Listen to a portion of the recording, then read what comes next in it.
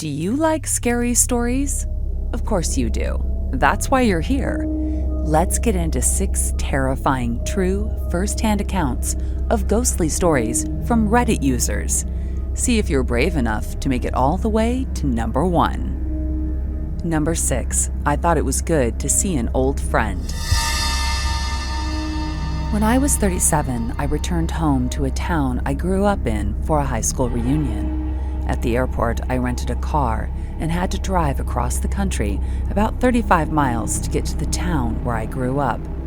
As I was getting closer, about 3 miles outside of town, there was a man on the side of the road who waved me down. It's a small town, so of course I stopped to see who needed help, and I wasn't too surprised when it turned out that it was one of the guys I had attended school with. Naturally, I picked him up and we drove into town. Jim and I, being the old friends we were, started catching up. It had been 20 years since we last saw each other, but he still looked the same. Maybe a little older? Once we arrived in town, I asked him if he wanted to go to the local dive bar for a drink. He says, "No, just take me home." Jim's parents and my grandmother had been close growing up, so naturally I assumed he would want me to drop him off at her house. However, he suddenly requested that I take him to the outskirts of town instead.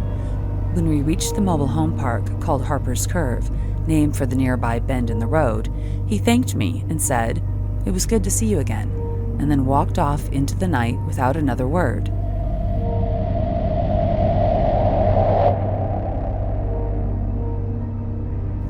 As I arrived at the dive bar and met up with some old classmates, we began to catch up on what everyone's been doing. Mentioning that I had just picked Jim up 3 miles east of town and dropped him off near Harper's Curve, the entire bar fell silent. Even the guy singing karaoke stopped mid-song and laid down the microphone. My cousin went completely pale and looked like he was about to pass out. "Barb, Jim died 8 years ago on Harper's Curve. His car rolled 8 times. We were all at his funeral," an old friend told me. Confused, I started to feel really dizzy and wanted to go outside for some fresh air. But as I approached the exit, I noticed a framed newspaper article on the wall. It read, "Locals honor friend at favorite watering hole after tragic accident." There was a picture of Jim, smiling, standing next to his old truck, looking just like he looked that night. I'll never feel chills across my body again like I did in that moment. Number 5. It came for us in the graveyard. My friend and I were driving their old beater Subaru through a gigantic, sprawling cemetery one night when we stopped to explore on foot. We walked down a hill and discovered a little pond with somebody perched atop a rock on the opposite side. The figure was difficult to see because it was all black, and we couldn't make out any features except that it looked like a man wearing an old-style top hat. We foolishly waved and shouted, "Hello!" but the figure showed no response and continued sitting still on the rock. My friend picked up a small rock and tossed it into the pond. That was a mistake. The figure suddenly jumped up and ran toward us across the water before disappearing into thin air halfway across the pond. My friend screamed, and we ran back to the car. It had to have been a ghost. There was no other explanation. But that's not the scariest part. We jumped in the car and tried to start it, but it wouldn't start. Then we suddenly heard a banging noise coming from the back. It wasn't constant, but more like every few seconds. We looked around outside, but it was too dark to see anything, and there didn't seem to be anyone around. I pulled out my phone to call my mom for help, but realized I had no service. Neither of us had any cell service at all. For the next half hour, we attempted to start her car. There were no more banging noises, but we could feel an immense pressure weighing down on us. It was the oddest, creepiest feeling I've ever had in my life. Finally, the car started, and she put the car in reverse. There, lingering just beyond the reach of the reverse lights, was the all-black figure, standing amongst the gravestones. We screamed, and my friend threw the car into drive and stomped the gas. We hightailed it out of the graveyard. As soon as we crossed the gates, our phones had cell service again. I'm not sure what it was, but I know for certain that it wasn't an animal or a human. Number 4. The unrestful rest stop.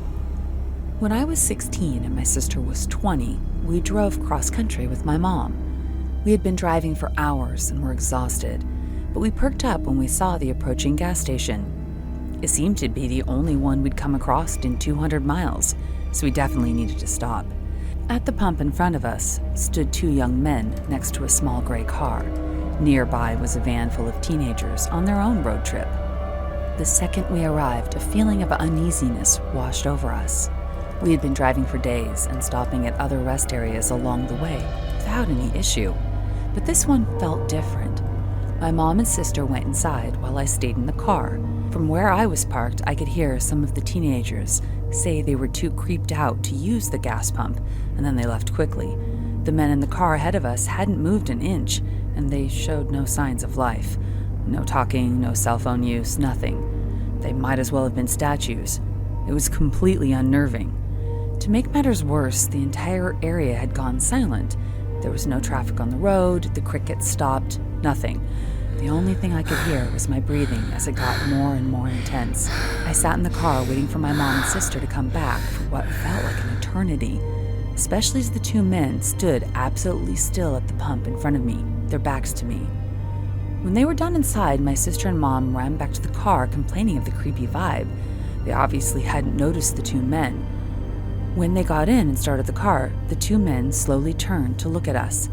They didn't move their bodies, they just slowly turned their heads. This is going to sound crazy, but we all saw the same thing. Their eyes were as black and empty as a void. Nothingness.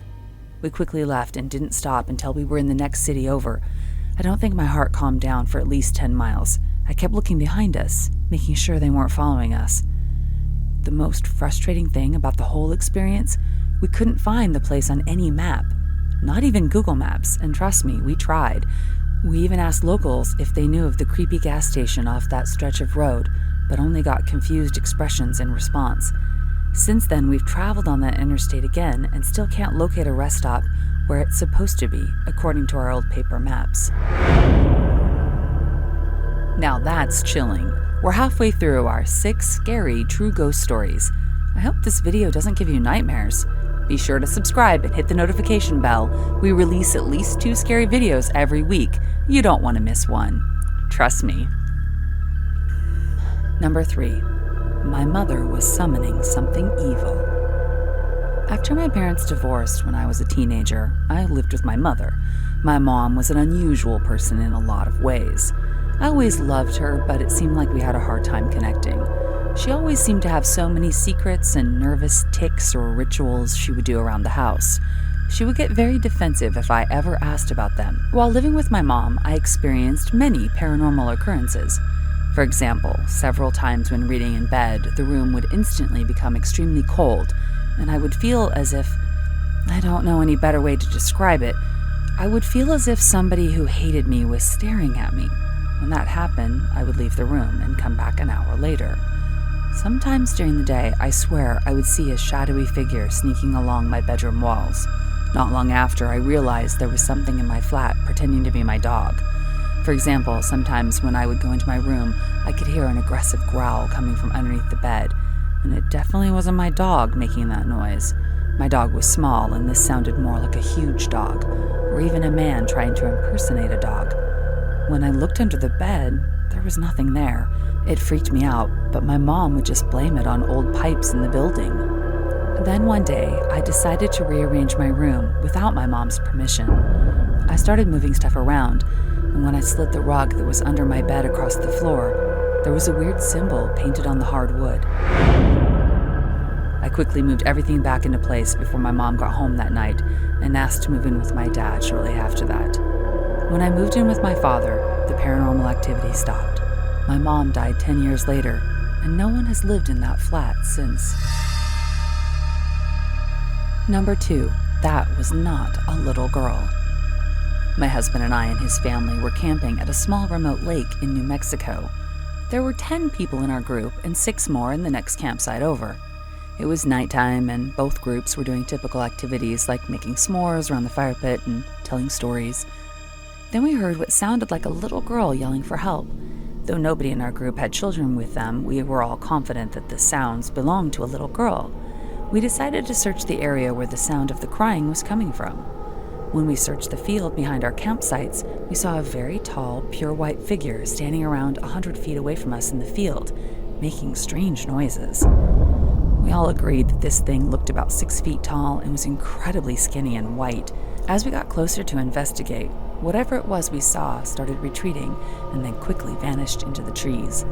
All night we continued to hear a little girl calling for help as we tried to sleep. The next day we asked the group in the other campsite if they had heard anything, and they said no. We also asked the ranger if there were any missing persons reports in the area, but there had been no one reported missing.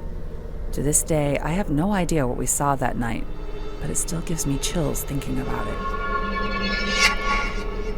Do you think you know what they encountered? I certainly have my ideas. Leave yours in the comments below. Number 1. This is the demon's room. An elderly woman in the lockup unit I worked in as a forensic nurse was convinced she was being harassed by a demon called Tiberius. While on the unit, many strange things occurred that led us to believe her story. For example, we would go into her room to do typical care, then leave. Seconds later, she'd start screaming bloody murder. When we ran back into the room, we found her with injuries that looked like they came from fighting. A bloody lip, black eye, and markings all over her body. No one ever saw her doing things to herself. Also, it seemed things would just get moved around the room by themselves. After this went on for a while, she was put in protective restraints because the doctor thought she might be hurting herself. There was no way she could have moved or done anything to herself while in these restraints. Yet new marks would always appear on her, and her tray cart would be across the room. The room was secure, so it couldn't have been someone else doing this. When we asked her questions, she said plainly, it was Tiberius. We always had trouble with the room after she was discharged. Whenever there was an issue or a rapid response code, it was almost always the next patient in that room. One night, a guard reported that the lights were blinking on and off in that room. I'm not sure I believe in demons, but there was definitely something wrong with that room. Wow, there are definitely dark and mysterious things lurking in our world. Some would even say evil things. If I were you, I'd sleep with the light on tonight. But before you do, see if you're brave enough for one of these videos.